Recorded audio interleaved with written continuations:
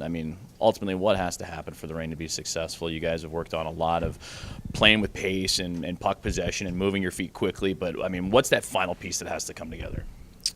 Well, I think everyone's got to bring their A game for sure. Individually, you got to look in the mirror and after tonight's game, make sure that you can sit there and say that you had your best game. Right now we're obviously struggling to score, and details is going to be huge for us tonight. Little things hopefully add up to some goals for us, and focus on some special teams too with our power play and penalty kill. But ultimately, just got to be ready to play. I mean, we got to be ready to play from the drop of the puck, and it starts with myself, starts with the older guys setting the tone and trying to dig our way out of this. Walk us through practice this past week. I mean, it seemed like there was a lot to build off of, especially in that second game against Bakersfield, at least at the tail end of it. So what was the mentality, and what were some of those finer details you were talking about in those practices? Well, for sure, details are going to be huge. I think passing is going to be huge for us. For whatever reason, in the first 5 games, we haven't been able to be crisp with our passes. Making plays, making outlets out of our own zone is going to be huge. Our forecheck and reloading with our F3 is going to be a big part of tonight's success. And like I said, it's just small details. It could be just your guy off a faceoff. It could be winning a faceoff, blocking a shot. But all these little things hopefully add up for a win tonight.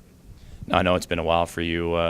In terms of when you played for the Cleveland Monsters or Lake Erie Monsters at the time, but every time you come here, is there a familiar spot you enjoy seeing, or maybe a familiar face in the crowd that you always catch up with?